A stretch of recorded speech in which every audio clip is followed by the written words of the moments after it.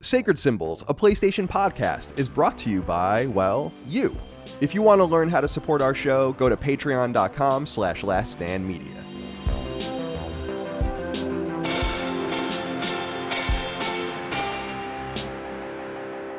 Greetings and salutations. Welcome back to Sacred Symbols Plus, a PlayStation podcast supplement. My name is Colin Moriarty. I'm joined as always by Dustin Furman, executive producer, but enough about him. We're joined instead by two very special guests that agreed to be on our show today. Michael Mumbauer, John Garvin, super excited to have you both here. PlayStation OGs, of course, working on a new project outside of PlayStation. Welcome to the show. Hey, man, thanks for having us. Good to see you, dude. Yeah, good to see you too. John, you and I don't think you and I have talked since, I think I last saw you. I mean, you see everyone, you probably don't remember, but I think I last saw you at E3 in 2016 for Days Gone. And, but I actually spoke, it's funny, I spoke to John very deeply when I wrote a history of Ben's studio at IGN. That was kind of like the first step I was taking towards the 50,000 word history of Naughty Dog that I ended up writing. So John was kind enough to be like a guinea pig for me, which I appreciate, although he didn't know it at the time. So thank you, John, for being here. And of course, Michael Mumbauer, kind of a little bit of a legend in the PlayStation sphere, because he's worked at a studio and in a space at PlayStation that we have so many questions about. And I wanted to acknowledge that because we have a hardcore PlayStation audience here. We know we're not here to talk about that stuff today. There will be a place and time for that. Trust me, I know all the right questions to ask. But today I want to instead talk about the present and the future with these two guys. Really pleased to have them here. Thank you for being here. Michael, I guess I would throw it to you first. How did this project, so there's a few things here.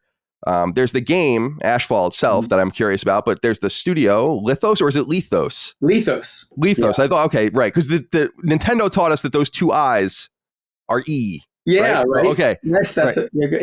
That's great. You picked it up. That's right. amazing. Okay, cool. Perfect. So Liithos. And then there's some connection to Web3 and a bunch of stuff I don't understand. Sure. But I want to ask you first, kind of give us an elevator pitch for the project and how you came to it. And I guess we'll begin there as a foundation. Yeah. So I'll just give you a quick background of my interest. I think when I left PlayStation, I started talking about, what I was looking for at PlayStation, what I wanted to do, which is a big, transmedia kind of play. Games being at the center of things, but also being able to leverage the stuff from games into other stuff. And we kind of saw some of that stuff happening in things like Arcane. They didn't actually do the assets, but you're starting to see kind of stories that are starting in games and then kind of permeating outside of that stuff. So that's always been an interest of mine. The limitations of my ability to kind of explore that stuff is harder inside the walls of places where the IPs we don't have as much control over. We can't experiment as readily. And so for Liithos, really the core of this is basically a media company for today. So if you look at the main companies that we kind of look at as our foundational competition or whatever, and again, this is very aspirational, right? Disney, Paramount, Warner Brothers, Universal, Fox, United Artists, they all are last century companies. They started with a foundation coming from film, right, as where their background was, because that was the most important medium at the time. And a company today that is kind of aspirationally trying to be a storytelling company of today really starts in games. So that's the main port, because it's the most important part of our entertainment ecosystem. Everything should start there, and then the stuff outside of that should feed that ecosystem. So that's the purpose of Liithos. It's to be a game company, but expand outside of games, and everything that we do outside that hits social media, that hits film, that hits TV, right, that hits Spotify, all should feed the game ecosystem in a way that actually enhances the game experience. I know that's a very broad and very big concept, but ultimately I'm just giving you the concept of this is a game company first, but everything should feed our experiences and stories to the game. Okay, that's fair. Makes some sense. No, that does make sense. I have questions about that, and I want to get to that later, but I want to now incorporate you, John, because as a creative, you guys are both creatives, but as a person, as a writer, let's say, that sounds overwhelming to me. Yeah. Like someone being like, we're going to do something really big. And to me, I'm like, oh, I like when we're writing our small indie games, I'm like, I don't know, man. I'm just trying to like get these things out, and then we try to retcon them later and do all this kind of stuff. And I'm sure you had a lot of experience with that with Siphon Filter and the rest. What's attractive to you about that kind of broad approach as Michael laid out as a creative? Does that not scare the shit out of you? Because listening to that scares me. No, it's the opposite. So I think that's one of the reasons why Michael brought me on board, is because, dude, number one, I'm just really fast. I mean, and I mean that sincerely. Like, I can churn out docs so quickly, and it's one of the things I've always been able to do. Probably because of my English background. I just write. I type really fast. I write really fast. I think really fast. So one of the things that Michael and I talked about from the beginning was, sort of feeding into, Mike, what you were saying about wanting to be transmedia, is Ashfall allows me to. So I'm writing the comic book series as well as the game. And, and I told Michael, if we do a TV show, I want first rights to write that as well, first turn down. So at some point it might get overwhelming, but right now, what I can do is use, and this is what I am doing, is I can use the comic book as a sort of visual high-level design. So I finished the first issue already, and it's, describes the character, the settings, the key setups. If a player or a comic book reader reads it, they're going to get a really good story, within the context of a comic. Because Mike and I are both fans of comic books, have been our entire lives. So we love that media. But as a designer and a writer, it's a visual way for me to do a bunch of, high-level front work on what this game is going to be, and have something, way better than just a 300-page doc that somebody's going to come in and go, oh my God, I got to read that. No, you're going to read like a few issues of a comic, and you're going to get a sense of what this experience is. So just in terms of the comic, I absolutely love the idea of being able to visually explore what the IP is in a super interesting and frankly entertaining way. Yeah, I understand that. I like your gusto. It reminds me very much of like Stephen King or something, where it's like we're ready to go. I'm like, I have all of these ideas. To me, I'm like, I can barely. I always joke around that it's amazing when I'm actually writing something as opposed to just thinking about writing something. So let me ask you this, and I want to ask you guys. You can both take this, and I'll throw it to you first, I guess, Michael. And it's kind of connected to what I said I wanted to ask you first before I got John involved, which is I guess the chicken and the egg. Shouldn't the product demand its presence, like its wider presence, by existing first? And I know you're saying you start with the game and extend from there, but I guess what I'm saying is, isn't it could it be that expectations are too high, that you start with this thing and move to this thing and move to this thing and you go in with that plan? Isn't it better to go in with a plan to build one solid thing and then have everything radiate out from that? I'm sorry, go ahead, please. No, let me. I hear you. And I think that's always been, John knows this. My appetite for doing things has been very big forever. But I also say this, it's not about cart before the horse or jumping in and taking on too much, or your appetite is too big for your ability. You can't build the Marvel universe without starting at Iron Man. But if you don't have a 10-year plan, you don't build a Marvel universe. And the problem is most companies are not thinking that way. So the problem is this: if you're not thinking about the Marvel universe from day one, you're just building Iron Man and you don't know where it's going.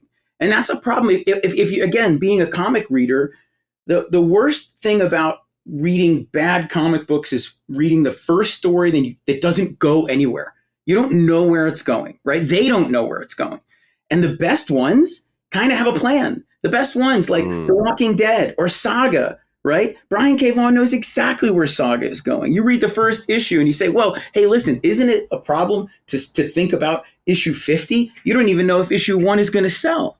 I guess so. But the reality is, it's like, look, anything with great intention that has aspirations to be good should be planning where it's going from the start, if the people are capable of doing it. John is no question capable of that. Like I said, his speed and is tremendous. Go ahead, John. Well, no, dude, I was just going to say, so we're building an IP, right? So, So Ashfall is what we're building. And yes, the number one goal is to create an awesome open world game. And, well, after 6 years of working on Days Gone, I kind of know how to do now, very painfully. So, we have a roadmap for how we're going to get this thing done. But the IP itself is I think, you can, like I said, you can use media like I could write a novel. Like I wrote when I was on my break from the industry, I wrote a novel for the first time, and I was like, man, that was a lot of fun. That's very different than a game, very different than a comic book. But I could totally see like an Ashfall novel at some point, because there's just different ways of having an experience. But yeah, the game is the number one thing. And to get back to your point, Mike, about serialization, it's like my favorite comic book is, Alan Moore's The Watchmen is an example. And, that's like an arc where he knew exactly what the beginning, middle, and end was going to be. Same thing with my favorite TV shows like Breaking Bad. These are very serialized. They have a very, very strong creative vision at the heart of it. And, not that I'm putting myself in the same camp as like a Vince Gilligan, but I really think those guys know how to tell a story and how to keep you on the edge of your seat for a lot of issues or a lot of episodes or whatever. And, that's kind of what we're going to try to do with Ashfall is, one of our visions for it is to have it not just be a one and done game. I think, Mike, you've talked a little bit about this, but just kind of have it be part of a larger ecosystem, a living server, and having content, that we can kind of roll out periodically to keep the world fresh. And it's just, it's like to Mike's point about not being a last century company, there's so many ideas that have not been explored, I think, in this space. And that's one of the things that really kind of excited me about coming back. Yeah, that's actually really compelling to me. The idea of you have this long plan, like you said, Michael, the idea of Iron Man existing, but of course having the 10-year cycle out so you know where to emanate from there. That makes sense to me. I just don't think I work on that high of a level, to be honest, creatively. But I wanted to ask you, John, let's stick with you. I'm really curious about this story because when we were talking about it on the show, when you guys announced it, I kind of was like, oh man, is it going to be another post-apocalyptic game? Not because I don't like post-apocalyptic games. Everyone who knows me knows I love that shit. I love post-apocalyptic stuff and dystopian stuff. But because I thought that the audience would be like, just do what I just did. And be like, oh my God, I can't, like another one. Because you even see games like The Last of Us, like a legendary game like that, suffering because it's like, oh, it's zombies or whatever. And certainly Days Gone, which I thought, and we went on our show about Days Gone. I thought it was kind of brilliant because I loved the setting of the Pacific Northwest and I love the motorcycle aspect of it. I thought that was really cool. So I started reading more about the game and the stuff you released about it, and there isn't very much about it, but it actually sounds much more compelling than I had thought. And I wanted you to go into it more because it takes advantage of something that I think is perfect for future dystopias, which is global warming.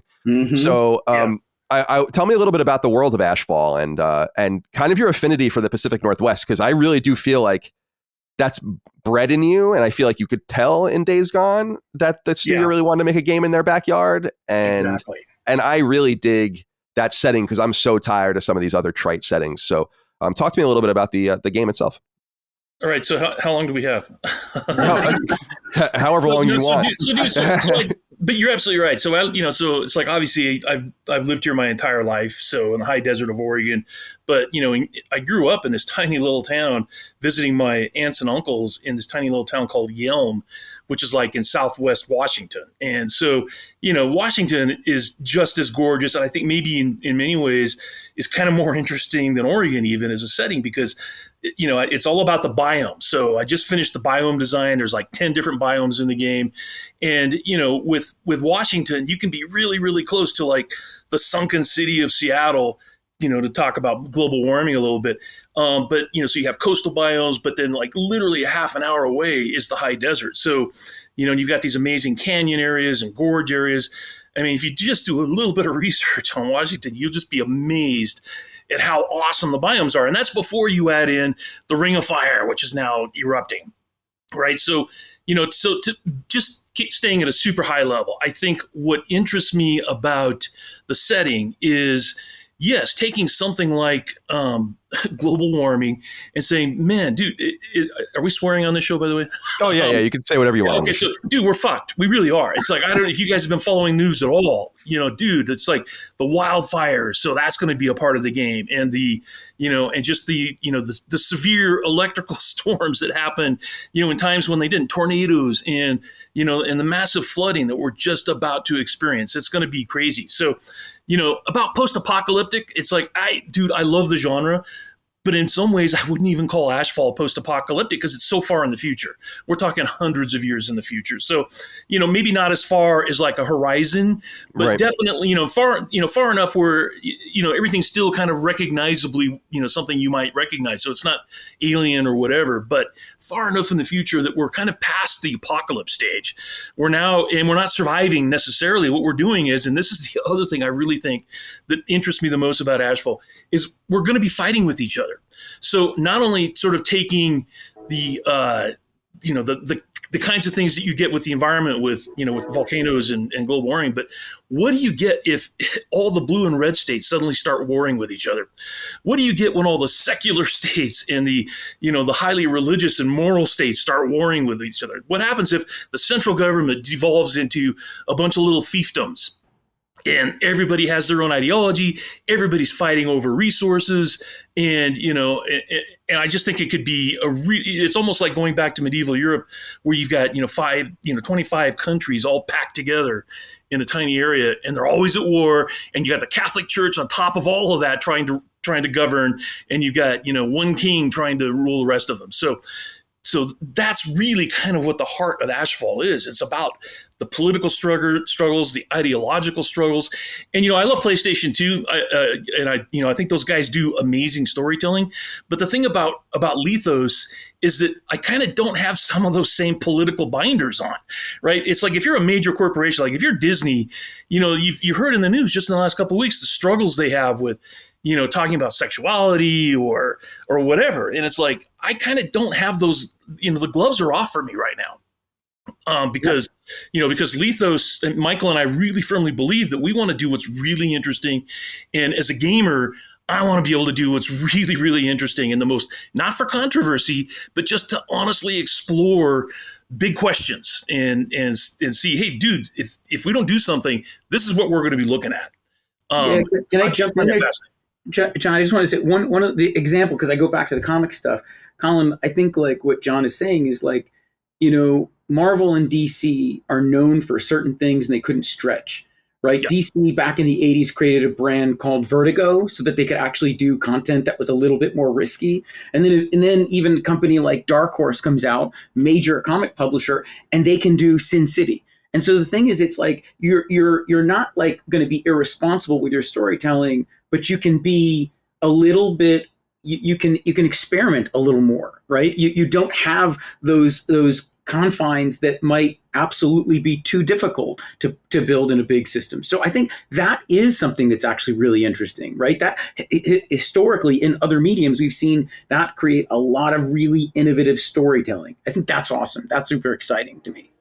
Well, I wanted to ask about the kind of your Sony heritage from, if you guys both feel like it might be important, because one of the reasons I think there is excitement about your game is because I think people do identify something in the water at PlayStation in terms of single player narrative driven games and how those games marinate, percolate there. People like John lead studios for long periods of time and become kind of like auteurs in their own right. And it's interesting.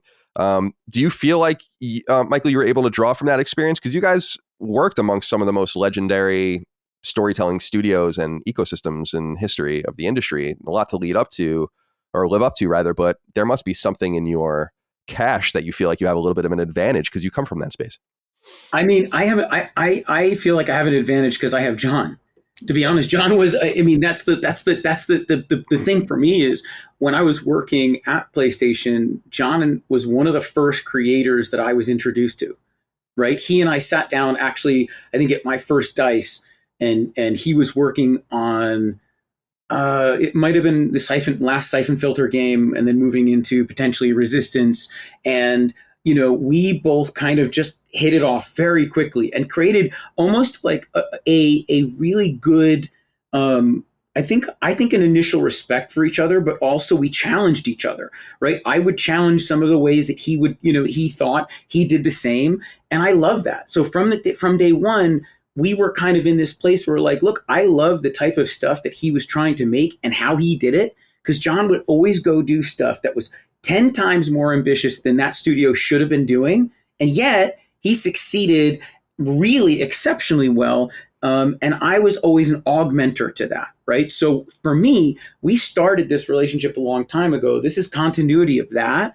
And then the beauty is that we just know how to work together in sort of a very fast, scrappy way, but deliver ridiculously high quality stuff. That's just what that's our background. So at least from PlayStation, yeah, I think both John and I, believe in top quality visuals, storytelling, play, experience. So 100%. absolutely, right? So there's none of that. That's continuity. The only difference is it's like, look, it's natural for growth and change, right? And so we're doing something new and we're aligning, but in terms of the spirit of what we came from there, everything is contiguous, I think. Well, let me, if I can jump in real quick. Go.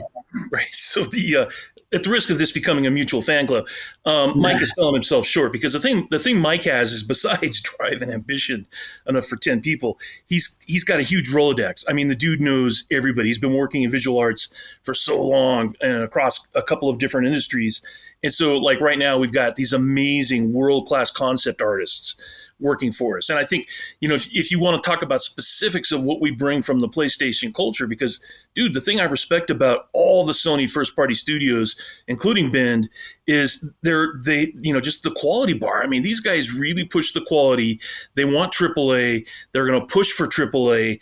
And, so in some ways, I think, PlayStation kind of is the Disney of video game companies. They're not going to push out shitty product, right? So they'll let stuff marinate. They'll push back dates all the time. And it's like, when a new God of War comes out or whatever Naughty Dog's doing or whatever Ben's doing, it's going to be good. It's going to be interesting. It's going to push the technology. And so, it's absolutely a great culture to come from because that's where our bar is. We refuse to. And I told Michael this when we first started talking about doing something. I'm like, dude, I'm not coming back into games to build indie games. I mean, don't get me wrong. I love indie games and I love free to play games and I love mobile games, but I'm just not going to make them. It's like, I want to be like, Bruckheimer or one of those guys, or I want to be Kojima. I want to build something big in an interesting way, or I'm not going to do it. And that's what we know how to do. That's the tough part. So the funny thing is, Colin, like if we were to jump in, if I was to go and try to assemble an indie team, it would fail miserably, to be honest. Because the problem is, it's just, that's not what, it's like a weapon that you've kind of sharpened, a blade that you've sharpened, and you know how to operate at these big scales and you know how that mechanism works. And I know like a lot of my friends and peers who have left like Sony, a lot of them, I'm not going to name names, but the thing is, they burnt out. They've burnt out on the scale and the scope and how problematic and how complicated it is to push out, 400, person games. And they are like, look, I just want to do something small. I want to go with, 10 friends and try to do something. And I actually really respect that. I started that way and I love that. The problem is I wouldn't even know where to begin with that anymore. So to me, I would like have to stop, unlearn everything I learned, and then basically try to pretend like I'm better than a college kid that just came out of Full Sail that actually is scrappier and probably knows more about how to make an indie game than I do, right? So their chance of success is far greater than John and mine. So I think we have a better chance of succeeding staying in the space we know and just honestly trying to put our own limitations on, right? So that we can keep, ourselves in scope and not get off the rails, right? Like that's one part of it.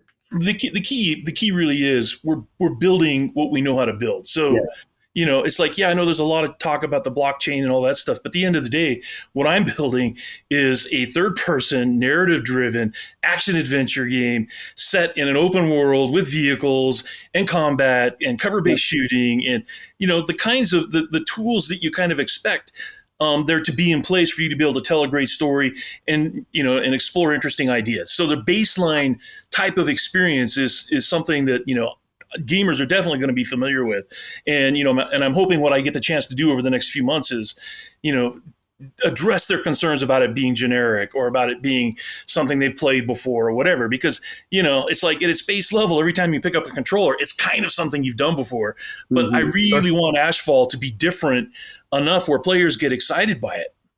So and last, and I'm going to let you go back. I just that part of the thing that is also different, which is highly risky. And I'll just tell you, every single thing we're doing is to the nines in risk. It is. I'm sorry, like that's part, but that's also kind of the exciting part, right? If we weren't interested in taking risks, then we would just have stayed in our old spaces.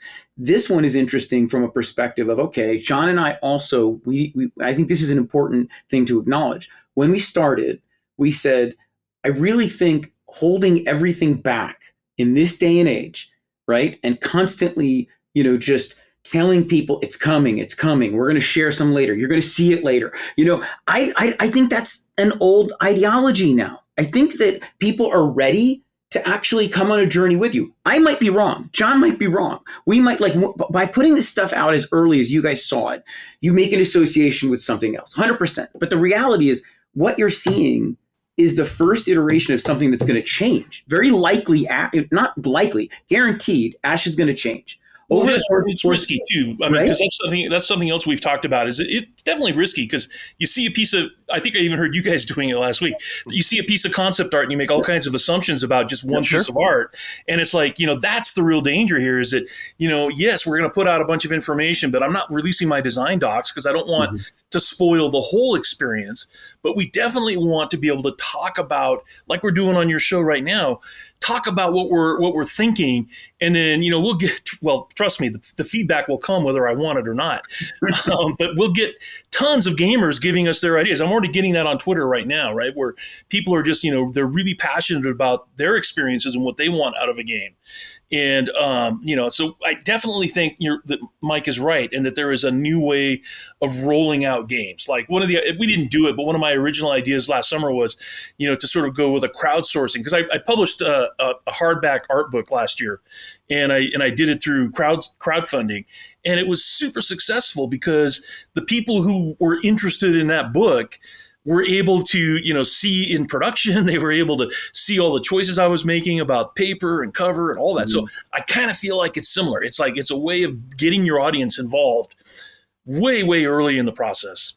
And sorry, Colin. No, it's all good. They want to hear from you, not me. So please. But the last piece of that, and I want you to know, we're not crazy, and this has not been thought through. Like, it hasn't been, right? So the thing is, on the one side, the reason not to do that, the reason not to expose things along the way is fatigue, right? Like, we show you something, you're like, you get bored, you've seen it, it's not interesting, and you're over it well before we release the game. That's the negative side of it, right?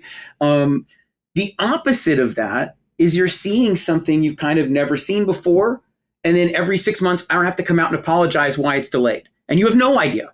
Right. So I'm like, here's a new message of, sorry, guys, it's coming out. We're not ready to show you. But when we're ready, that part won't happen. So what happens is you'll know why it's not ready. And then hopefully you'll fight for us to wait for it to be ready, because you'll see the thing kind of shifting. Now, in the early 2000s, a similar approach was taken on Lord of the Rings by Peter Jackson.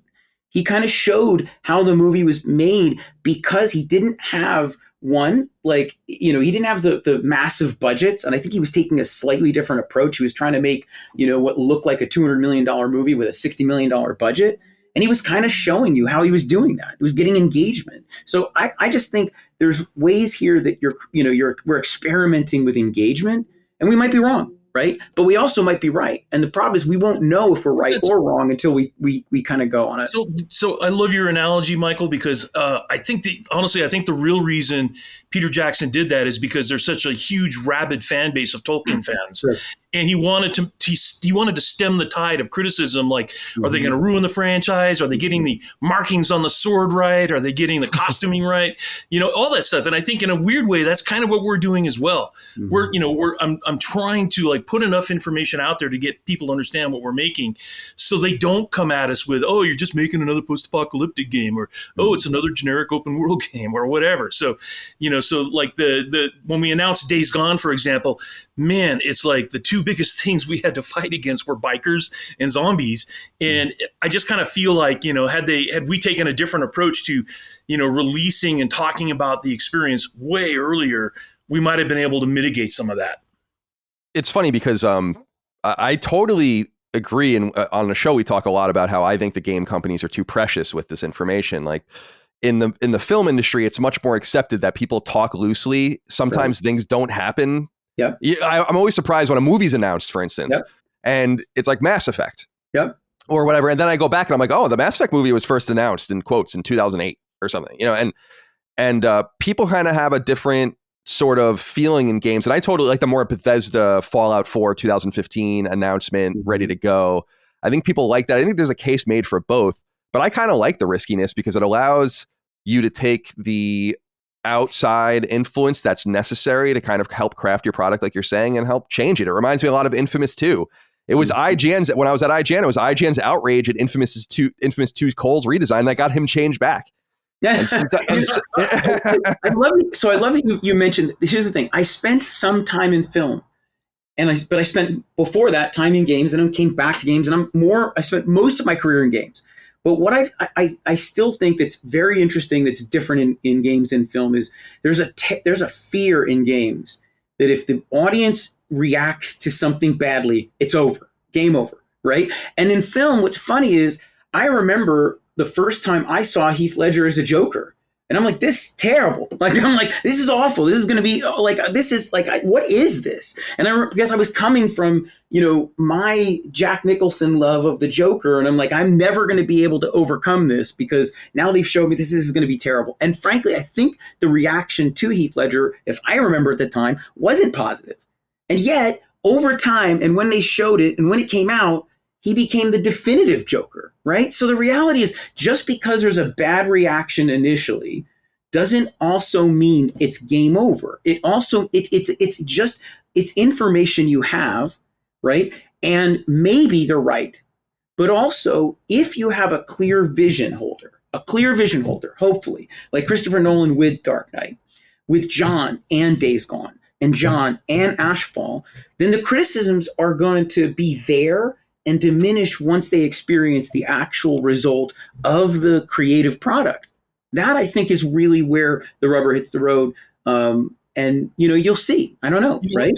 I think the difference between games and film, though, because, dude, I've been doing games for 30 years now, and starting with the production end of it and coming up through production, I can tell you the reason they don't like showing games early is because, frankly, most games look really ugly early, and no artist wants to show you something that's not done or not finished or not lit.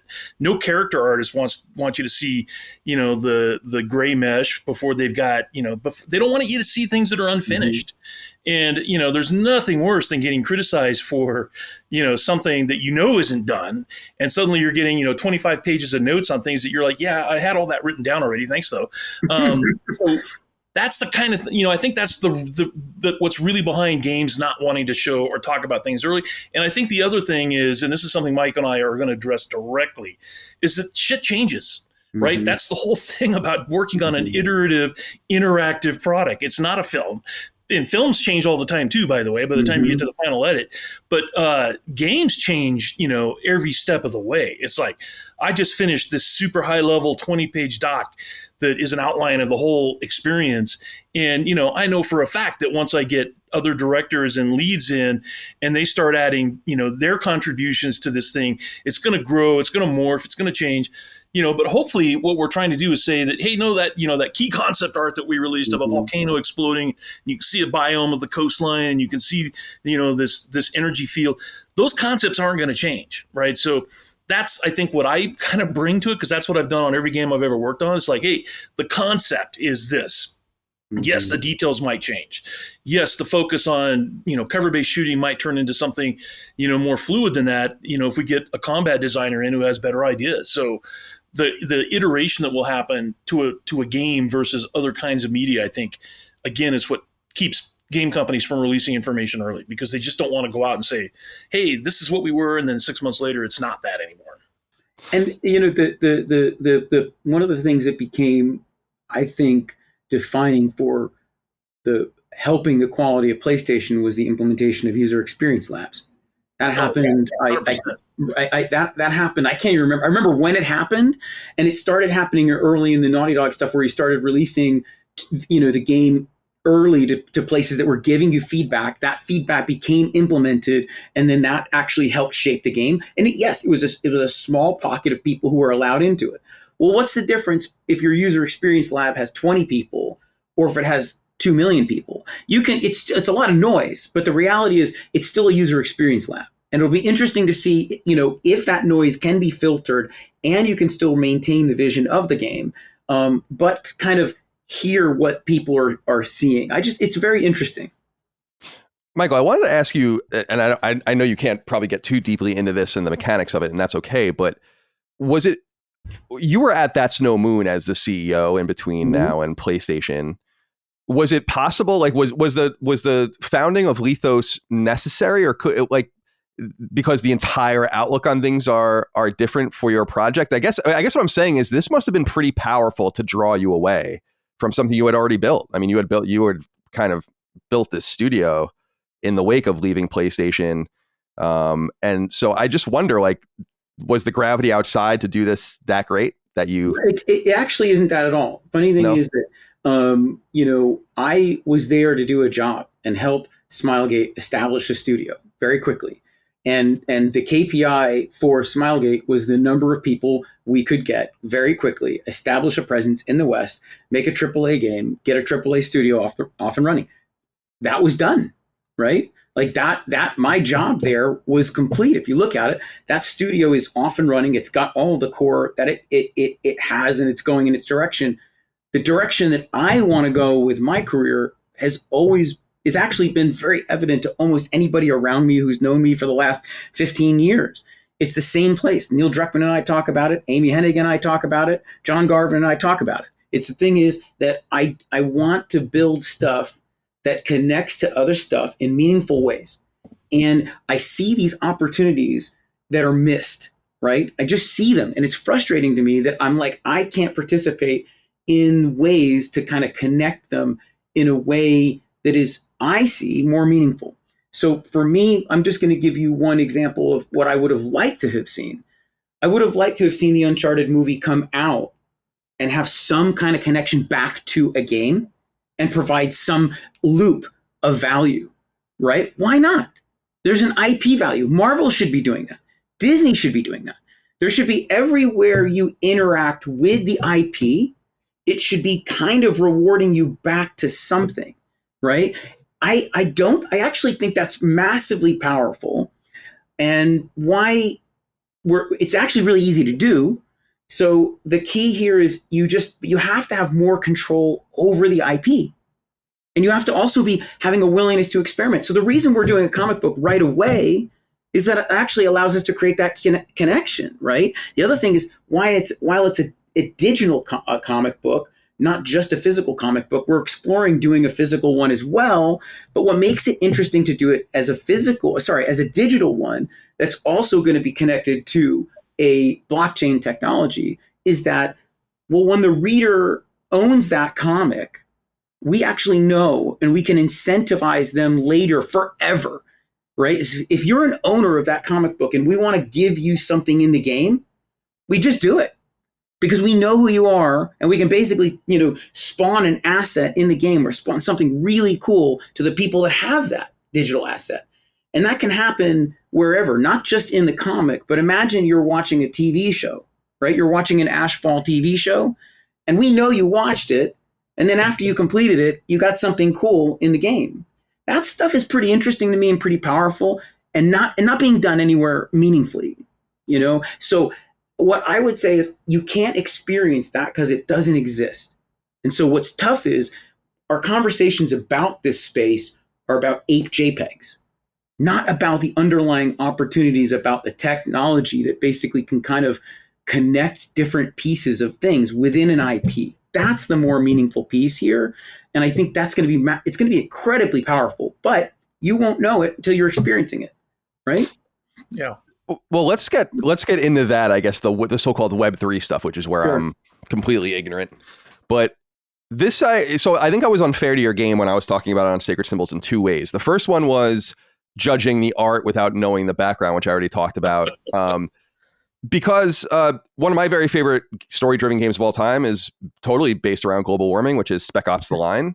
Yeah. And so I love that feature. So I was unfair there. But the other place I was unfair was actually someone wrote in about this. And I don't know if we read it on the show, But I went back and looked, and they were right that they were saying that this has been being thrown around as an NFT game, but in fact, that term is not really used anywhere. And it's only, and he was right. He told me to go look, and I did. I have all the windows up on because I was reading it, and I was like, you're right. I think on GamesBeat, they say NFT in parentheses when they're talking about your Hedera network. And I don't understand any of that stuff. Yep.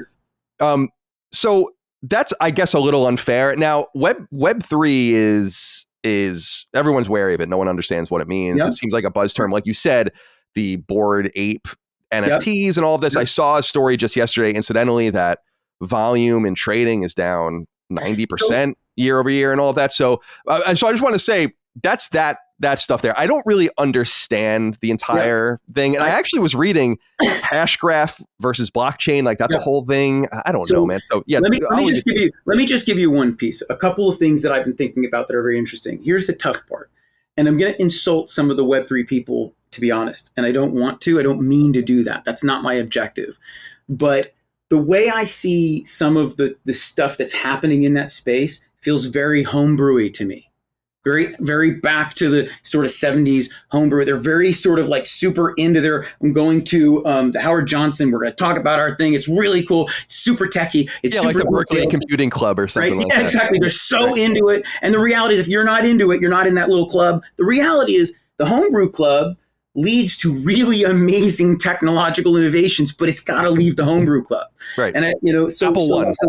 Yeah, right. So that's one piece. The other part that I think is ironic as I think about this, which I love, don't you think there's just sort of some like human irony that this NFT thing, it's just basically some kind of an opportunity technology that the obsession with it right now is in primates.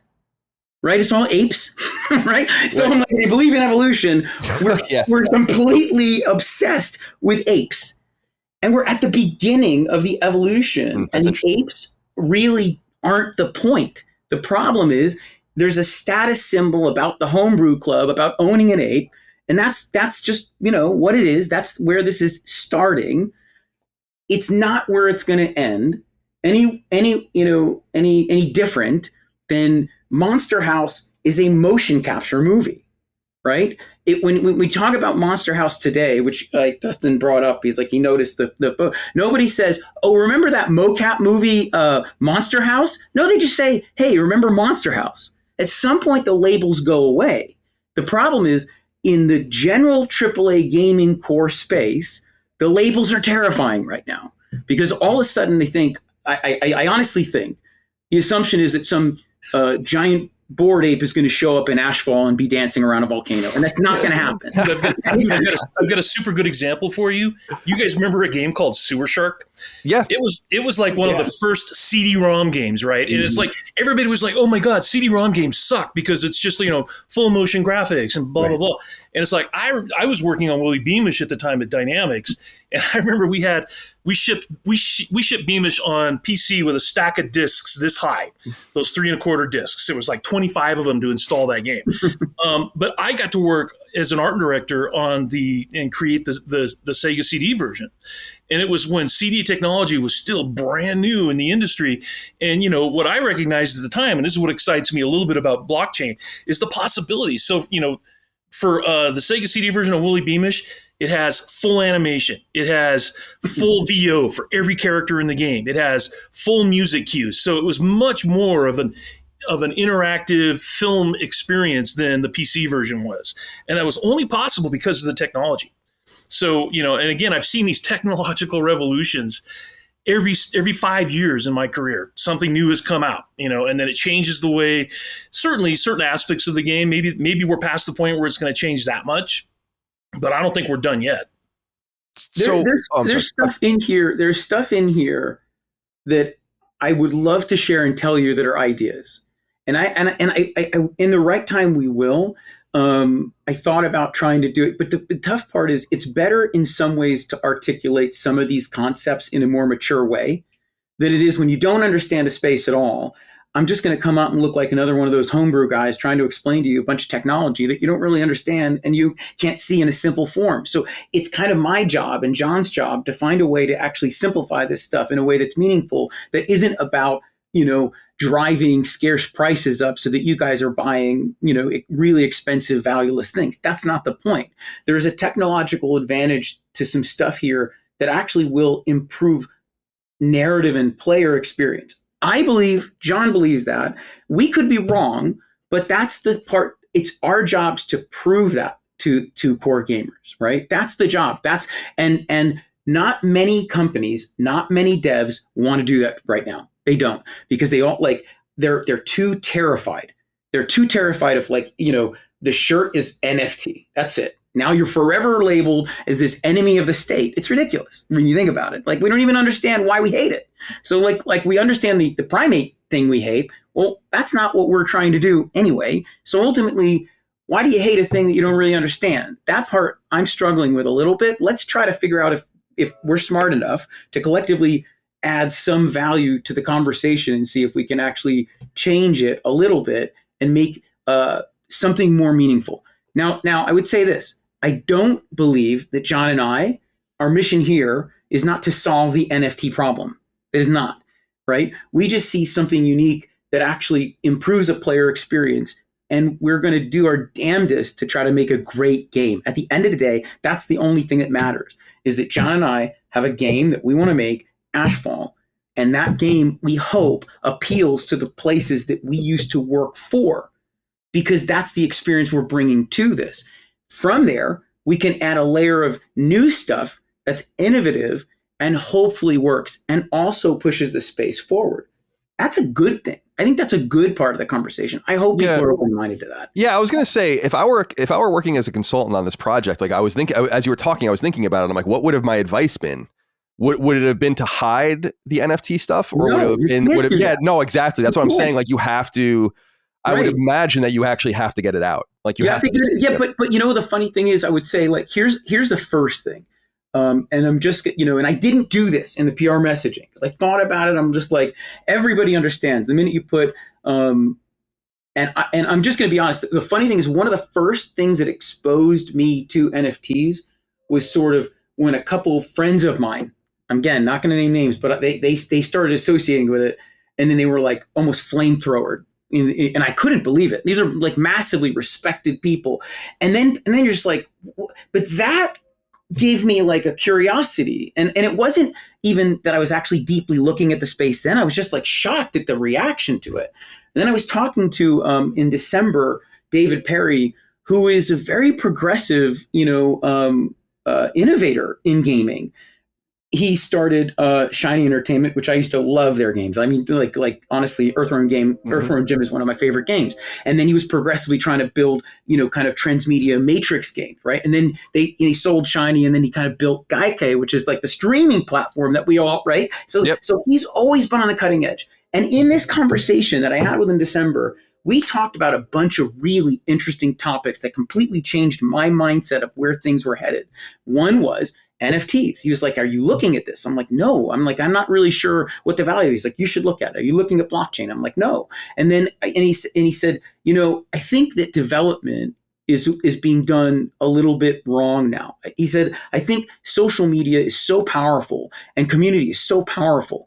And he mentioned a TV show or a YouTube thing called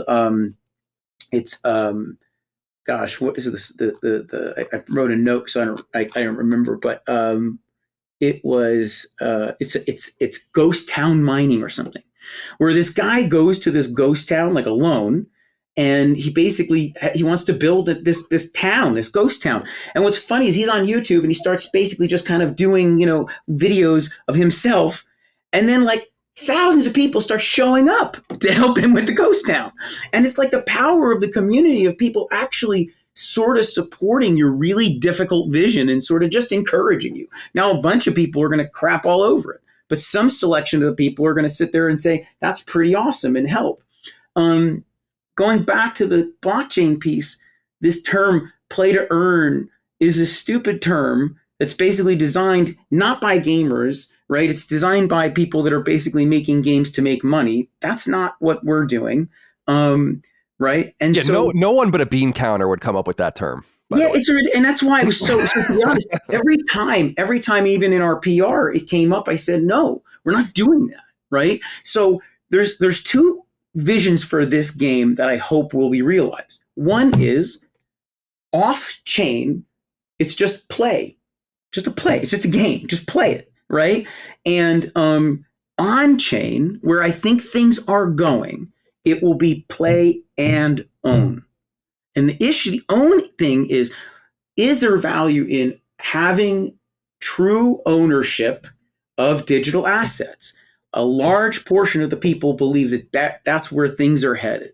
We can debate the value of digital assets and ownership of digital assets, but that is the part of the conversation that I think is interesting. It is going to come. What we want to do is actually give you the ability to make things in the game and own them, right? Not sell them to you necessarily, but you just own them. And I think that's going to be an interesting concept, right? I think I heard you guys talking, even Jeff Ross was like, you talked about chairs being shared from Days Gone, or cars being shared from Days Gone to Death Stranding, right? It's just a digital asset, right? The reality is eventually, a digital object could become an owned asset that has value. We don't know, right? That's what we think is going to happen. That's what a lot of people think is going to happen. And so if you've put enough time and you have an asset and it's actually owned and it lives in an ecosystem that is a game ecosystem, what's wrong with you having assigned value to that and it being an actual asset? That's the part that's interesting. Yeah, I kind of understand that too. I've thought about that just from a thought exercise point of view of how does it affect me if this is happening around me, but otherwise doesn't incur on my gaming experience. It is, gamers are very, I said the word precious before. Oh my goodness. Yep. Yeah. I mean, no one is more precious than the gamer. And it seems like everyone kind of wants to have the same stilted experiences, which is fine. I don't mind the experimentation. I think what you guys will require, and it's like you already said, Michael, is you have to have the test case at some point being this is literally how it works in the game, right? And until then, people are going to have, I guess, continuing questions, because what you're describing sounds like some mixture of the craftsmanship of a Minecraft with the Diablo 3 auction house with the, that's illegally selling Final Fantasy 14 currency on eBay and all the different shit people do, but kind of putting yes, I'm sorry, go ahead. But so that's the thing. Your assumptions are interesting and right, and we're trying to find where there's pieces that we believe we have concepts for, right? That's the key. And maybe it's too early to talk about those because we're still working through them. But they actually do meaningfully help the player experience, not just the player experience. Here's the thing: the fan experience. That's the bigger part here, the fan, because we got to take not just player. If you're a Marvel fan, you're not just a Marvel fan in the game, theoretically, right? You're a Marvel fan at the movie. You're a Marvel fan at the comic. And so it's more about the fan. I also, the criticism of scarcity cracks me up a little bit because I sit there, scarcity exists everywhere, in everything. And it's hit over your head with the editions of Last of Us. I'm sorry, right? They're creating an edition that is a scarce edition that is going to have a higher price point. And then the minute they put it on eBay has what? A 10x price point. So why is that okay? Right? I think to sort of get back to the root of this question, which is, why blockchain? What most people don't understand, because dude, I was a huge, just like your friend Michael, I was a huge hater of NFTs because I think my reaction to it was the same as most people's reaction when they first hear about it. It's digital things have no value because you can copy them. It's why is this JPEG worth anything when I have a copy of it on my PC? So the idea of scarcity being created because it's got a blockchain ID, or in Hedera's case, it's part of this inventory system, so that this is a unique thing. Mm-hmm. for your example, for the limited edition, dude, that's a physical object that is physically limited. If you only make 100 of these stamps with the ship upside down, then those 100 stamps are worth a lot of money because you got one stamp. Here's the thing. This thing, there's 350 of these. Yeah. Now, I could 3D He's holding up print the Uncharted 2 dagger, by the way. Right. But I could 3D print this and make it look exactly the same. Sure. But then you're creating a fake. I could paint the Mona Lisa and make it exactly like Leonardo's, but it's a fake, right? So exactly. But this is the funny part of the argument. Inherent value is just what you put into it. It's what you have into it. It doesn't mean my point was, and Mike and I get in arguments like this all the time. my point was that yes, we're still trying to figure out exactly how tokens and blockchain work in Ashfall, but I can tell you how it's not going to work because we can prove it by the negative. Like you brought up Diablo 3. Dude, what a fucking disaster that was, right? The real money auction house, it almost destroyed that game, and they ended up having to, deprecate it and, saying, hey, sorry about that. So, play to win is definitely something gamers hate, and that's never going to change. Loot boxes, the whole concept of paying real money to paywalls when you're playing a mobile game, whatever. I think players hate that. I hate that. So we're definitely not doing anything like that. No matter what we end up doing, it's not going to be the things that have already been done in games that suck. Fair enough. I know you really feel, John. No, it's like you're on the right place. You got the right guy, Colin. Yeah, no, I mean, it's like he and I are two peas in a pod with that shit. Dustin, before you've been here, you're just monitoring, but is there anything I have a few hard questions, or they're not hard questions, but a few specific questions I want to ask, but I wanted to get you in. Is there anything I've missed that you wanted to inquire about? Well, the thing with NFTs for me is always like, I think that it's like a lot of other people, you hear the word and like, there's that instant like gut reaction, like, because you think about the apes and stuff.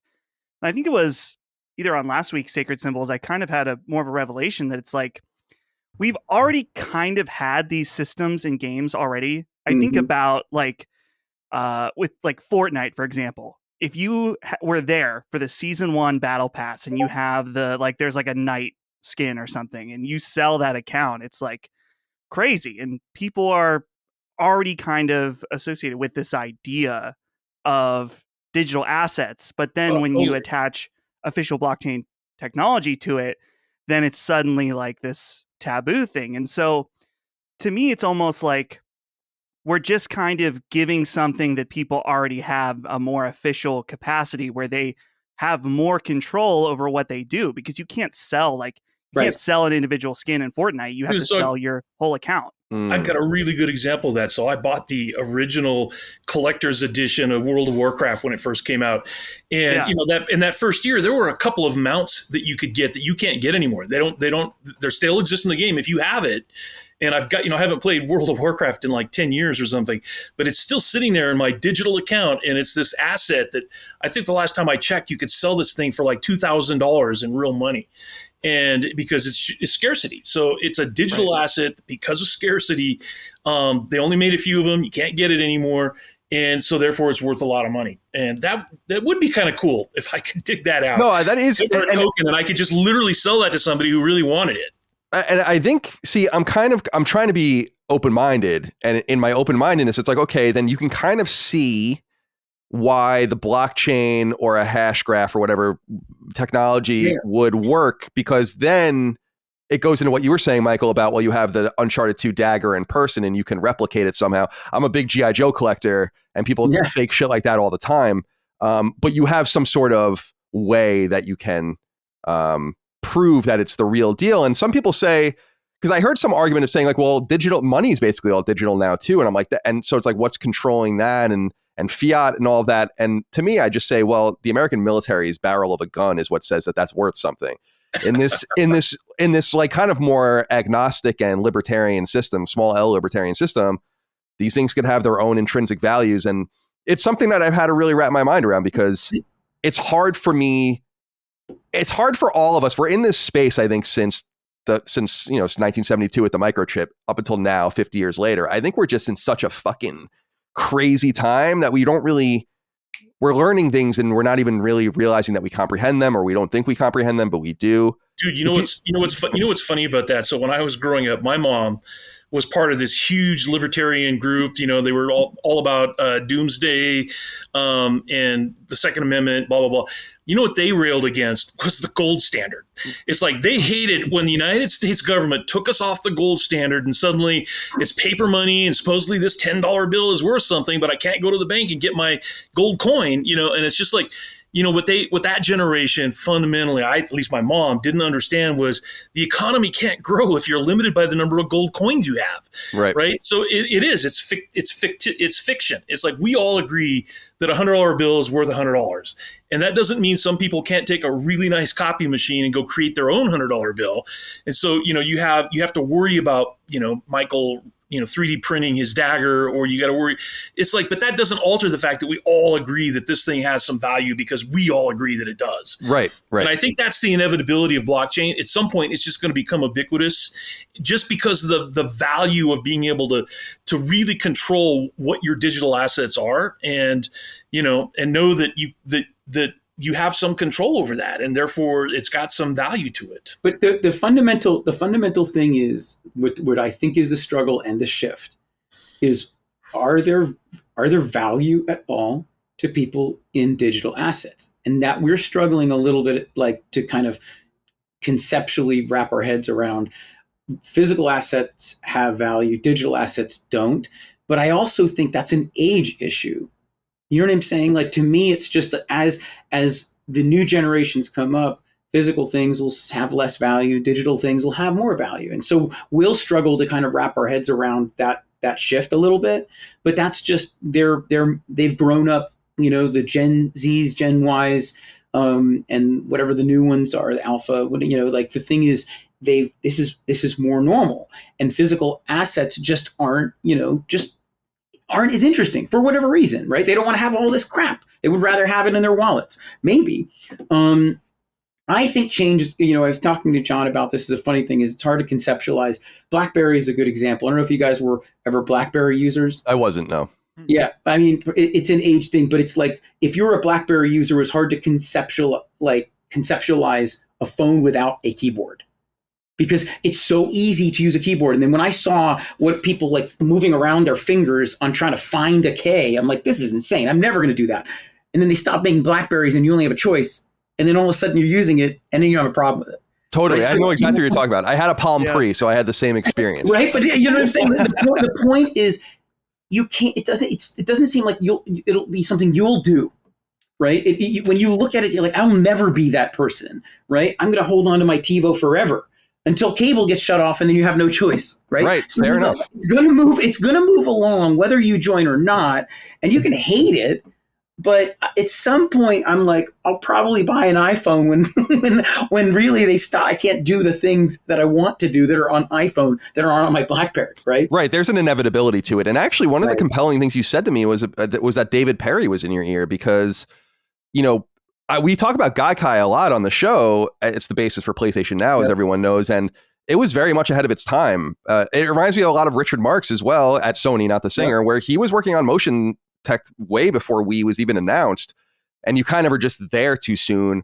And guys like that see things ahead of time, I do tend to listen to them because they do have some sort of vision that normal people like me, I don't have that kind of vision. But I want to ask you more brass tacks questions. I don't know if you're willing to answer them or can answer them. You can ask. We may not answer. But yeah, of course. What's the budget of your game?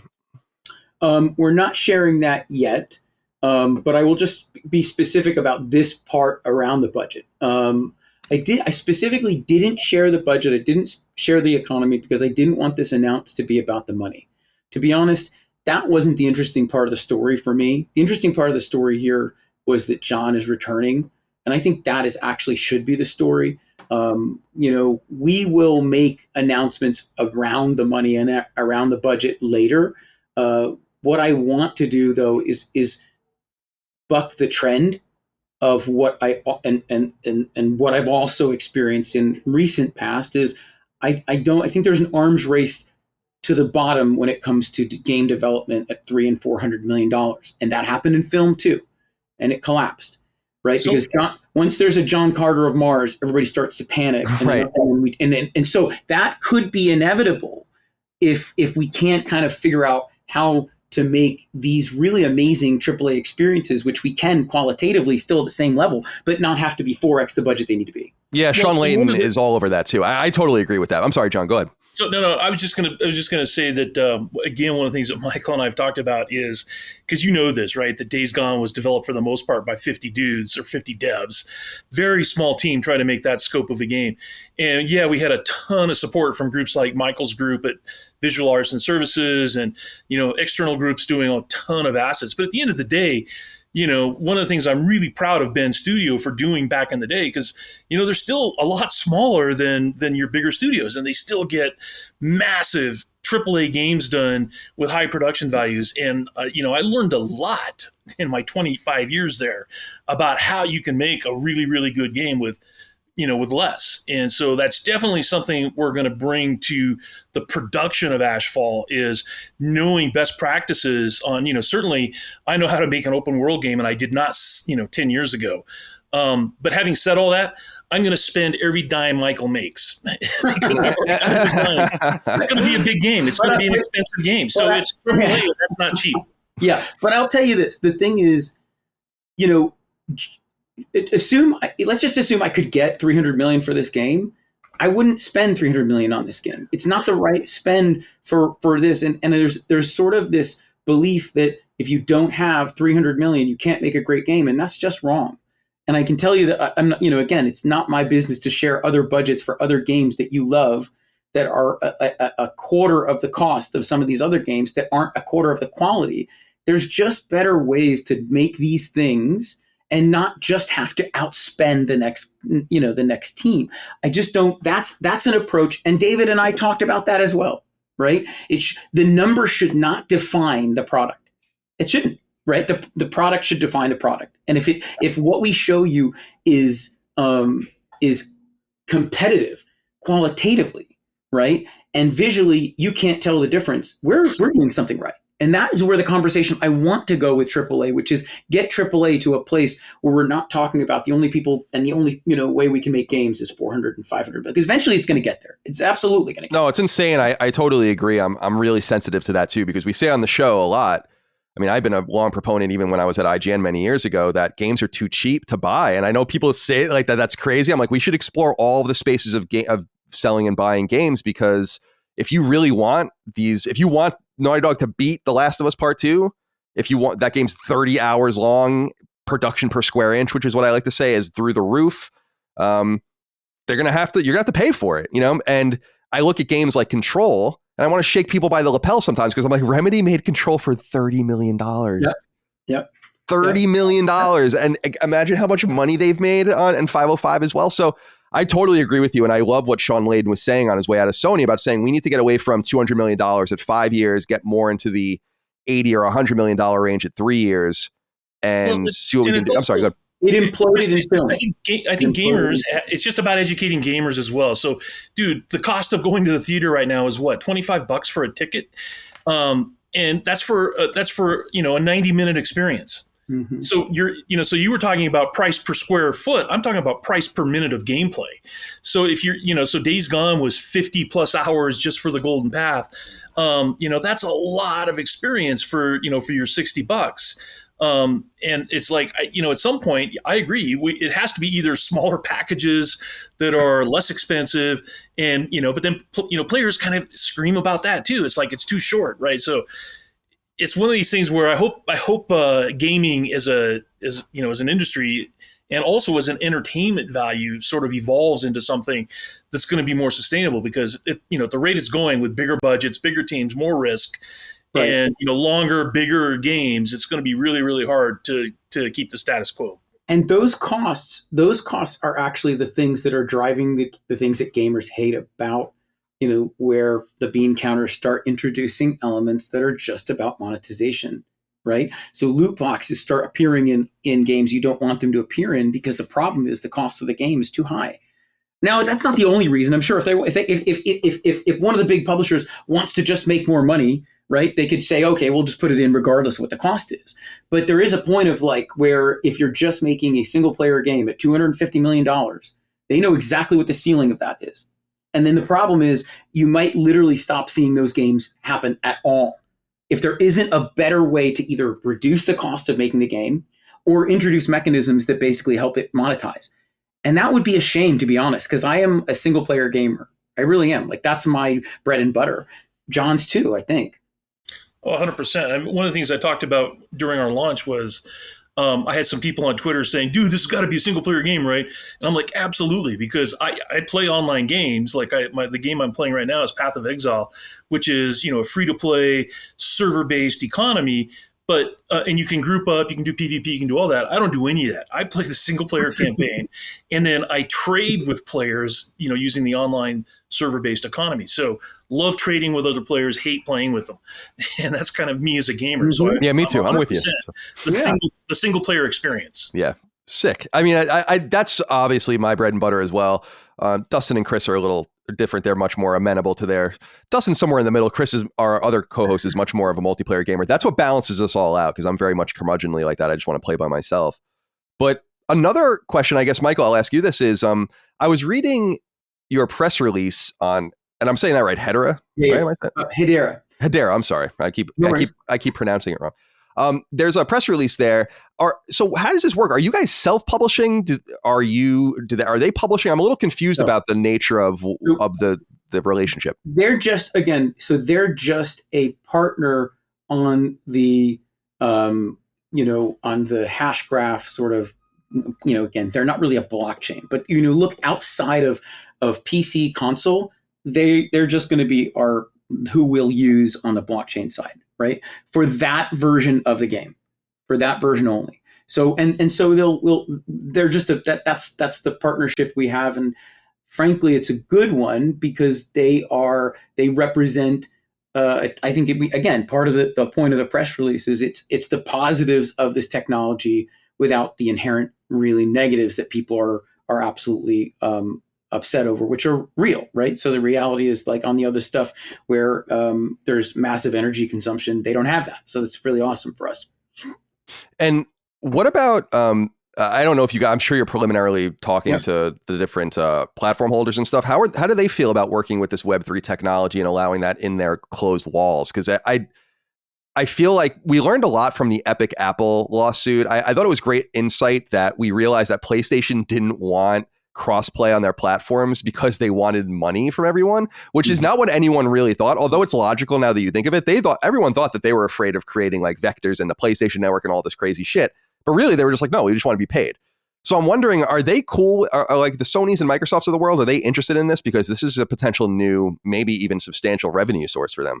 So I can't, it's very early, but publishers have already, right on the announce, have reached out to me looking for, interest. And so are they interested? Yes. There's trepidation from every publisher for the fear of the mob when they basically even say a thing that they're like, oh my God, the gamers aren't ready for this. Ubisoft, I was just going to say they just experienced that. Yeah, but I don't think that means they're going to give up either. I just think that they were the first to kind of get hit with flack. And, they were the Marines, right? And then the Army's going to follow after and they're going to keep coming, right? And the reality is, it's like, the reason is there's a couple reasons. Of course, there's an economic piece that whenever you see, potential interesting economic areas of growth, the companies that are going to pursue it, right? But there's also other reasons. They don't just pursue it because of economy. They pursue it partially because they believe there is an innovation area here and the market's going to grow, right? Like VR market doesn't seem to be growing as, rapidly as they predicted 3 or 4 years ago, right? But it didn't stop everybody from taking a page of trying because they saw a market here and they thought it was really going to work. It's still a market that many companies are pursuing. I don't remember a lot of gamers coming out with pitchforks for VR. I did because it makes me throw up. So I'm one of those gamers. Yeah. But I said, but the level of pitchforks out on this new tech is slightly amusing to me comparatively to the others. Like, they haven't come out of the barns quite as aggressively, right? And I do think eventually it'll slow down. But the only reason is because they haven't seen a use case that makes their experience better, potentially. That's one. The other one is we just hate new things sometimes. You don't understand it, so we got to hate it.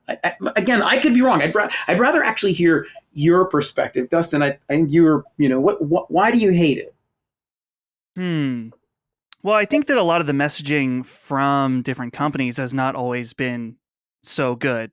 We talked, you mentioned the play to earn aspect, and for me, I know that when there's money to be made, there are always people that are going to go in just for that aspect. Mm-hmm. And so I think there is potential that if you have a type of economy that can reward players for getting certain things that can be sold for real money, that you could have a flood of people that are there just to resell. Because you see that with, outside of the digital space, like right now I'm real big into retro collecting. Mm-hmm. And so a lot of the games being bought are by people that are going to yard sales or thrift stores or whatever, buying it up and then reselling it to people that are interested. And I don't really have a problem with that because that's just the economics of supply and demand. Mm-hmm. But on a game aspect, I wonder if there's potential for when so many people are just in it to try, like if there's an event where you can get this thing and it's limited. And so let's say there's 50 of an object or a skin or something. And so 35 people go in and get it just for the simple sake of resale. You know what I mean? Because that can feel bad for a player that isn't in it for the resale value or whatever. So I hear that. Where doesn't that exist in life? That's what I was thinking too. I'm so like if I want to go to a Pearl Jam concert and Pearl Jam came out with right, the reality is there's going to be scalpers buying tickets. If we want to go to the World Series, people are going to be buying so that exists everywhere. What makes it different here than everywhere else, or at Comic-Con or Lego? Like, so if it exists everywhere, why do we hate it here more than we hate it everywhere else? It just exists. So I'm just saying, like, I don't want, you're not going to artificially create it any more than it exists anywhere else. I'm just saying the natural hate is just because it doesn't exist now, I guess. That's the part I'm trying to wrap my head around. I think that some people's perspective on that would be that for a concert, there's a physical limitation of how much space there can be. There's a physical reality. Whereas for digital assets like this, theoretically, there is no limit on how many skins you can put out or something like that. Yeah, but here again, this is actually a really interesting dialogue, you guys. I like this, and again, no, me too. I'm over here. I'm like, again, I'm going to go back to there's nothing preventing PlayStation from making more of these. Nothing. The only thing that's preventing them is the moral right not to do so, because they've told you that this was a part of a limited edition. But if they wanted to make more, do you know how easy it would be for them to make more? There's no limitation. Right. They just order more up. They're just not doing it. So if companies don't adhere to the same sort of limitation principles that exist everywhere else, people are going to react the exact same way they would in real life. And frankly, if they did do that at PlayStation, it would just be weird, right? Like, why would they tell you this is a 350 limited edition? It's not like they can't print more. They can. They just aren't going to. Yeah, so I'm pretty sure defeat their trust. Yes. So exactly. I'm pretty sure that in the digital world, they're going to create the same level of limitations, because why wouldn't they? What would be the difference? The other thing I think that might happen, and again, I'm just sort of thinking of this as we go here, is that, the game itself is a digital object that you own, right? So you're going to buy Ashfall, and it's going to be, if you're playing it on the blockchain, you're going to own this game digitally. You own it. So because we know what that is, right? We know what that ID is. That inherently could limit the number of tokens that you could buy. If there was a player skin that was really rare, and to your point, Dustin, you wanted to hey, I'm going to hoard these. I'm going to buy 50 of them, and now I own all of them. Now I can sell them for a lot more. It's like the blockchain, that can be prevented, right, Michael? It's like you can say, no, you're limited to 2 of these per account. You would have to buy another copy of the game to get another 2 of them. So I know concerts try to do that to some extent, like they limit you to buying 5 tickets at a time or whatever, but they have armies of secretaries that go out and buy up every ticket they can possibly get. So obviously there's going to be, people trying to scalp things, people trying to get around systems.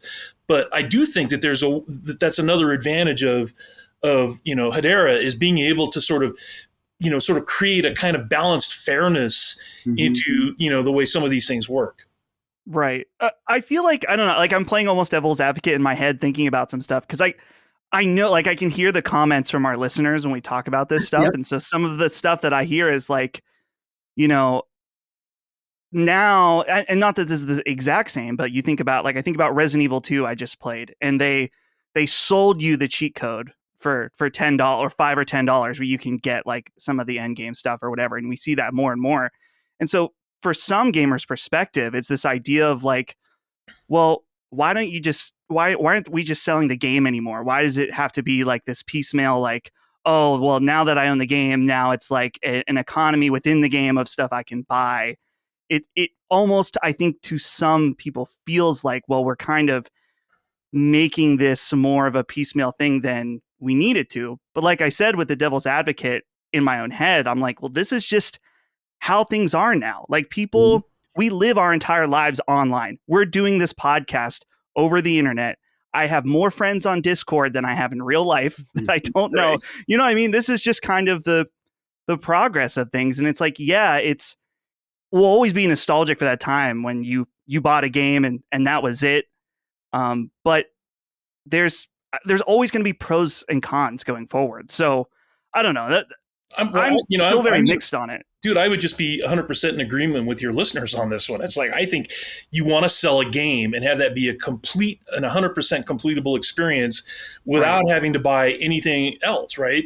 One of the things I loved, and I wasn't even there at the time, but after Days Gone came out, one of the things Ben Studio did that I loved was they put out all this extra content that summer, right? All the challenges and, bike racing and all this cool stuff. They didn't charge a dime for it. It's like all that stuff was free. Yep. And, and I definitely think that is something I'm kind of more interested in. Is like, we talked a little bit about keeping the game evergreen because it's going to be, part of it is going to be server based. And it would be nice if there would be a way to put out free content, right, to keep players interested and engaged. And if there was a way to do that, but also have, some way to monetize some aspect of it. But the core game, the original game, has to be self-contained and playable and finishable without buying a damn thing else. There's conceptually, as I started digging into the space, and again, I'm a gamer. I like technology. I like just new things and new experiences. There's stuff that I thought about and discovered along the process of just investigating the space that I want to share and I want to test and see. And I'm like, if this works, this will be tremendous. It'll just be such an amazing experience, and people will talk about that experience or they won't. But I'm going to give you just an example of where my head is at in terms of what I mean by that. Did you guys play Journey? Yes. Oh yeah. I love Journey, right? Like Journey's just I think it's a great game. It made me cry. Yeah, but it's a single player, strangely social experience, right? Yes. And if you want to ignore the fact that there are actual other players in that thing, you can. It doesn't really matter, right? But the fact of the matter is there aren't a lot of examples or other examples in games that have sort of played into that too much, which is very interesting, I think. Genova Chen was very ahead of his time in terms of looking at that. It's like an instanced single player experience. Very interesting. And there's so much to dig in there that when you look at how this technology might kind of play into concepts like that, it's mind-blowing. Well, it's interesting that you talk about that from a single player and emotional perspective too, because I remember playing through it and thinking that I was playing through at some point with one person. Yeah. And we were kind of going through, and then at the end you see a list of the people you played with, and you're like, and it for some reason it broke my heart. I'm like, oh my God, where did that guy I thought, when was he here? When did he go? Who took his place? It added this whole ethereal layer to the game that made it quite melancholy. So I like the ability of taking advantage of that in unique ways, as just one example. But I wanted to ask one other question, Michael, and John, you can answer this too, is that are you, how big's the team? I mean, can you talk about anyone that's working with you guys? Because for instance, I remember when you founded That's No Moon or co-founded it or whatever, that Tina was with you, who I knew from PlayStation for a really long time. Who's with you guys? I'd like to know more about the team. So there is a team. Obviously, there's stuff being produced, right?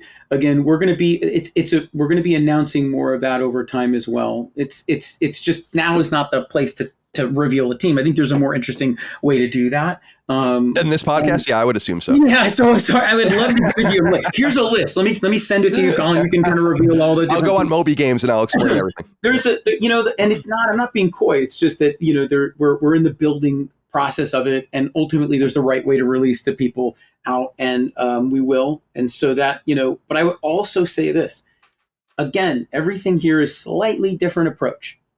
And that's okay, right? The last approach I tried was something very different. The point of that was team and money.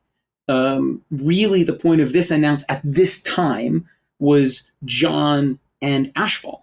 And that was very specific because that to me is what I kind of want the story to be about for a little bit, for a beat. Does that make sense? Yeah, I think it does. It does make sense. And I do appreciate in speaking with you guys, it's as we've mentioned many times, just the idea of doing something different, I think is very appealing, actually.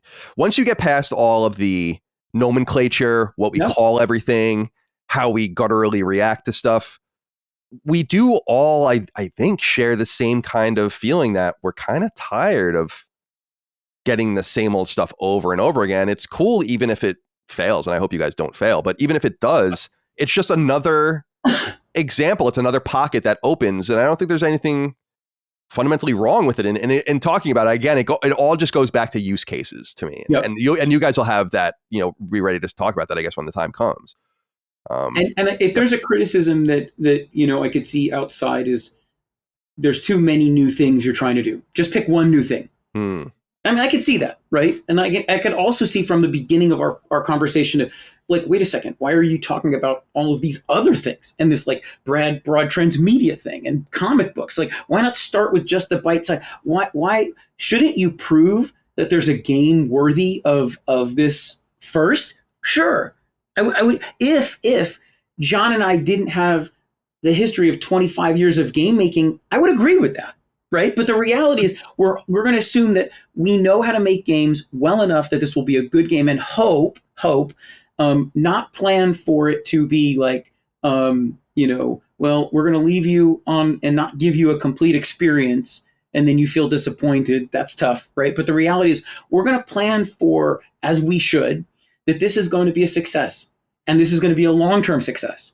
And then we're going to fight for it to be that success. And then, as difficult as it is for any new company to start that way, that's just how you have to assume, right? If I plan, I'm going to, not a great situation. If I plan for failure, we're kind of like, we're almost like hoping for that. So we're not going to do that. Yeah, no, I totally understand that. That makes a lot of sense to me. And so one of the things that, because you guys have been in games is long enough to have experienced this as well. There was a time, and Jeff Ross and I were talking about this a couple of months ago, when we were saying, eventually it's going to get to the point where games have a baseline understanding of what a controller is and, what certain mechanics are, so that you're not constantly feeling the need to reinvent it for every game. It's like, man, when I came up in console development, I remember those early PS1 games, that were just one stick, and everybody had a different fucking controller configuration. It's like, and when the DualShock came out, then suddenly it was kind of adopted, an industry practice. Like, no, you're going to steer the camera with one stick and you're going to move the player with the other. And that became kind of a norm, and it, simplified not just game production, but players. Like I could play this game and not have to relearn the controller every damn time. So, I think that's going to happen more and more as we get further along in game development. Like, it's like you say, hey, yeah, we're tired of the same thing over and over again. No other media has to deal with that. It's like, when Doctor Strange comes out, I'm like, oh, fuck, another Marvel movie? Great. Right. Why is there another Marvel movie coming out? It's like, that's the initial reaction to any game that I've ever heard announced, no matter what it is, except for Kojima. He seems to get a pass. It's like, but everybody else is like, oh my God, yeah, I've played that game before. And I'm like, you're right. We're so, why are we so downtrodden? It's so weird. Yeah, it's a very interesting thing. Michael, what's up? I just, I go back to, I was at Sony ImageWorks when Uncharted was announced and the images for Uncharted were announced, right? and it looked like the press were, well, this is Dude Raider, Right. It's basically Lara Croft, right, but as a male. And unfortunately, I think the press, not the offense to you guys, is you don't give the benefit of the doubt of potentially, that's why there's so much fear about putting any image out, and creators are just too afraid. They're still like, oh, if we put this out, they're going to destroy it. Well, really, everything has that potential. You have to have a thick skin, right? And that's why totally reasonable for you guys to criticize it. What I love about having gone to art school is you develop a thick skin by, I create a piece of art, I put it on a wall, and everybody shits on it. And then what I love about being in film, you sit in a black room, right? You put your daily stuff, right? And 40 people shit on it. And the director tells you it's horrible. And so you get a really thick skin. So when you put something out there that's art, again, and its initial reaction is, this is, this, or this is that, you have to have a thick skin. And you have to sort of use that as some kind of a litmus test to see what's working and what's not working.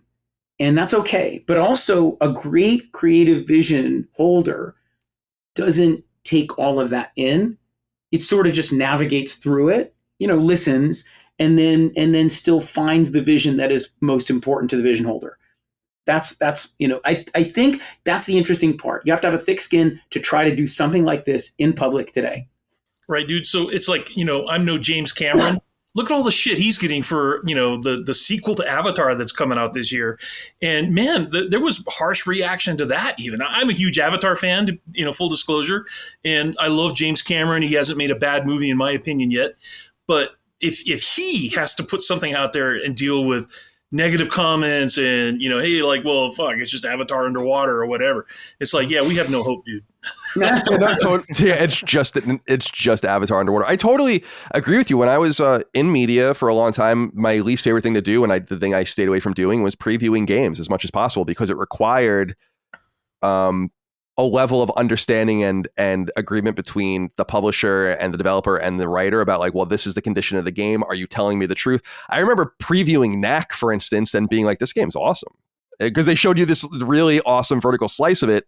And I think that game was a little beat up, maybe too much, but I'm just pointing out that I totally understand that, because I'd rather write long form content, play the final product, be able to assess it in that regard, because it's more about your instincts as a gamer or a writer or whatever, and less about what's still up in the air.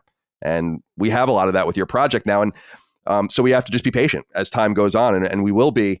And again, I can't stop but think about Remedy, where the developer, where my mind just continually goes to Quantum Break when I think about Transmedia, because they were really one of the first ones to try to kind of literally do it in some way. But I think that the potential is much broader. And something you said, Michael, earlier really resonated with me at the top, which was Sony should be kind of trying to resonate in multiple ecosystems at the same time.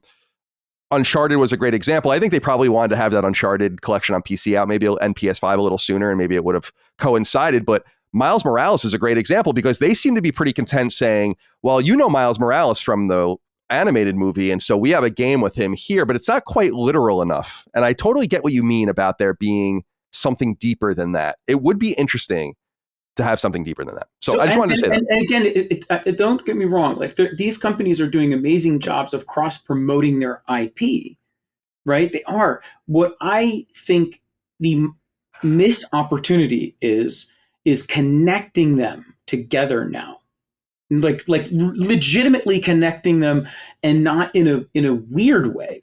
But it's like if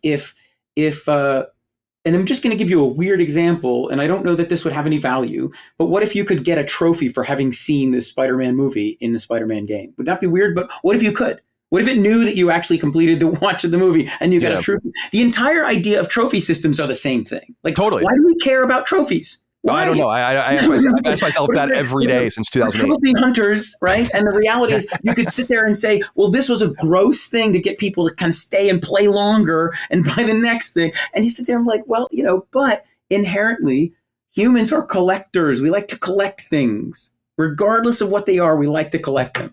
So, dude, is this gonna be like your ability to purchase a gold medal that you didn't earn? Like, am I going to be able to buy a trophy for a game I didn't finish? You know what's funny? I actually wonder. I wonder if at some point They will start to do that. I do wonder if what's weird is like, a lot of people, it's that the whole thing that is shocking to me is that some people want to like earn stuff in games and other people just want to have it to own it. Yeah. Right. And so if they actually made trophies purchasable and tradable, like I bet you people would. I bet you they would. Like if you could have a platinum on Spider-Man, they don't know that you got it, right? Like by the way, you just gave Colin his clickbait headline. Yeah. Michael Mumbauer says blockchain will be used to buy and sell trophies. No. You would never see that from us. No, but it is. I'm just saying conceptually, it's just these are ideas that why they could happen. It would be I would never do it. Like I would never buy somebody else's trophy, but it's conceivable that people would, right? Well, it's interesting you say that just because I do know that I might have been bigger, but I think people still like offer to log into other people's PSN accounts and earn them their trophies that they can't get out of here. Does that really happen? Yeah, and like people pay for that. Yeah, I think so. Yeah, I know so. In fact, yeah, I definitely do shit like that. So yeah, I just looked it up on eBay right now. Cuphead PS4 Platinum Trophy Service, $40. Yeah, because the way it worked, the way that one. Why would you want to pay somebody? Isn't that fascinating? But there must be people that do. Oh, it totally is weird. It's the same way I feel about trophies, where people go and get the 10-minute platinums, and they have a 500 platinum trophies, and I'm like, well. So I'm judging their digital goods, and I'm like, my digital goods are better than yours. So I'm totally involved in this thing. I mean, it's true. It's a total meta that we're all involved in our different ways. But that was fascinating. Dustin, do you have anything left to ask? I'm pretty satiated on my questions. No, I feel like we're covered. Like you said, it's like I'm excited for the ongoing conversation, just because I think that from the very first episode of Sacred Symbols where NFTs were talked about to today, it's already been a completely evolving conversation. And I find those to be the most interesting. And it's annoying because people in the comments will be like, well, in this episode, you said that. And it's like, things change. And that's good. I like to be able to have our minds change and adapted in order to, have a wider understanding. You're not going to change my mind about the apes, though. But I don't think you're trying to. No one does. But also, the funny thing is, the reason coming on here was actually not to change your mind about NFTs either, to be honest. Like, the reality is that the hope is to just expose you to the fact that we're actually making a game. That's the most important thing. And there's interesting technology that we're going through the discovery of that we believe that has some intrinsic value to the game that is not what you're seeing, but you won't get it until you get it. And that's okay, right? But the idea is like, I would also say that if you don't, that's okay too. That's the point, is that we want to, this game, we just want to focus game first, great game. John's got a new game in his head. It's pretty freaking amazing, to be honest. And again, if we actually look and dig deep into more of that, I'm just excited about that aspect of it. And I hope that is much bigger in the conversation. And the other thing doesn't just push you away from it. Like, because I've seen people saying, oh, no effing thanks. I get that. And I'm just like, yeah, but that's to your own detriment to potentially experiencing something that's really good, because it doesn't even, have that as a function in the offline version, right? So if you just play it, what's the difference? That's the way this game is being planned. And so, Dustin, I also heard, I think I listened to the episode, is like, you think we'll eventually remove the NFTs. I don't think we will, but again, I don't think we will for the reason that we're not going to be using it in the way you think we are. And that's why I don't think we're going to remove it, because again, it isn't going to be like, it's going to be either a core ad that adds to the conversation about the universe that we're building and an opportunity to engage in a more interesting, unique way, or we didn't succeed at our objective. Yeah, I don't want to leave as well without acknowledging maybe the most important part, which were those amazing pictures of you guys. Yeah, I knew you were going to bring it up. By the way, so here's the thing I would also say. You guys are so handsome. No, stop. But remember, it was also my intent. TNM, we did the same thing. If your aspirational goal is to represent something that is very, very big and very, very bold, right? And very at a scale that needs to be taken at that. I don't know if that we took pictures with jeans and a t-shirt that it would have presented the same level of aspirational goal. Totally. I totally understand that. You don't I want to legit think they're awesome because Oh, I'm God. sorry. No, I was just going to say, so I have a black t-shirt on right now, dude. My closet is nothing but black t-shirts because that way I don't have to think about what I'm going to wear during the day. And I did have this discussion with Michael when he pitched this whole idea because I saw he'd done that at That Snow Moon as well. And I'm like, dude, I feel like an asshole. It's like, I never wear a white shirt with a collar and a jacket. That's just not JG. I just don't do that. And, most game devs don't do that. And, but the way he was just explaining it actually kind of does make sense. It's like what we want to do, and we haven't talked a lot about this, but we definitely are talking about a much bigger audience and growing an audience and working with, more corporate sponsors. And, and there is just kind of a uniform that you wear if you're talking to, to people who aren't gamers. And so totally, I understand that, dude. I mean, I'm wearing my Sunset Overdrive sweatshirt from the preview event. Very and cool. A BioShock shirt I think I bought in like 2009. So I'm definitely having, I totally understand it. It's funny. My girlfriend and I, Micah, were just in the pool last night and we were talking about this very thing, which was just that being overdressed versus being underdressed. And I'm like, isn't it so embarrassing when you're underdressed? It's so much better to be overdressed. So even if people were judging it from that, I think it's better to have an overdressed picture. And Dustin, you're right. We have I don't have a single picture of me that looks that good. As long as the thing that I think that as an industry we need to get away from is the jacket and the t-shirt of the with the logo that you see on every E3 presentation. I'm like, just either quit doing the in between. Like just wear the t-shirt and that's fine. That's Phil Spencer's uniform. Or that is, I'm calling out Phil Spencer on this one, but I legit think they were like really awesome. I saw a few people on Twitter that were dunking on. I'm like, dude, these are sweet. Like I want photos like that. Colin and I and the rest of the crew, like. You guys would look amazing if you did that. Because Michael has this photographer that he works with, world class everything, including the photographer that does these photographs. So you guys should totally think about doing that. I think it would elevate your game a little bit. Yeah, who knows if I fit in any of my nice clothes at this point?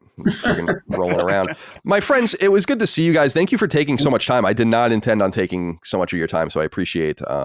It's been fun. We love it. So any chance we get to talk about what we're doing, I'm in. Awesome. And you're both very welcome back on the show anytime, both to talk about the studio and the game, but I'd love to talk about your past as well. And we'll leave that for a more appropriate time and place.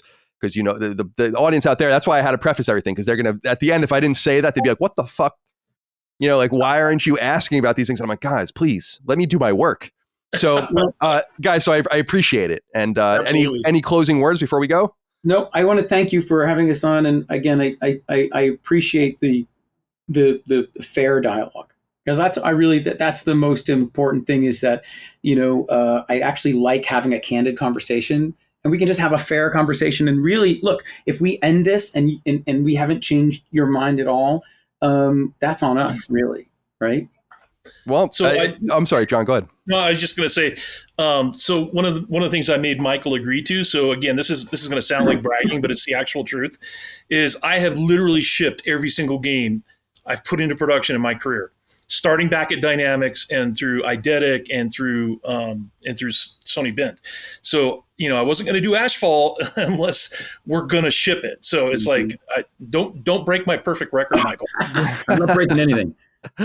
Awesome. Well, we're excited about it. You are very welcome back anytime. Let us know. And please, everyone out there, go check out Ashfall and Liithos and let them know what you think. You guys are both on Twitter, so you guys can be found there. And thanks again. And thank you all out there for your love, kindness, and support of all things Last Stand, Sacred Symbols. We couldn't do it without you. Until next time, goodbye. Sacred Symbols, a PlayStation podcast, is a product and trademark of Last Stand Media and Collins Last Stand LLC, and is proudly recorded in the USA. The show was conceived by, is written by, and is directed by me, Colin Moriarty. My co-hosts are Chris Raygun Maldonado and Dustin Furman. The show is produced by executive producer Dustin Furman. It's edited by associate producer Ben Smith. All of Last Stand's theme music is by my best friend, Ramon Narvaez. As you know, all of Last Stand shows, including Sacred Symbols, are fan-funded on Patreon at patreon.com/laststandmedia. The following names are at the producer level on Patreon, our highest tier, and we're grateful for your thoughtful and kind contributions to our independent endeavor. Thank you.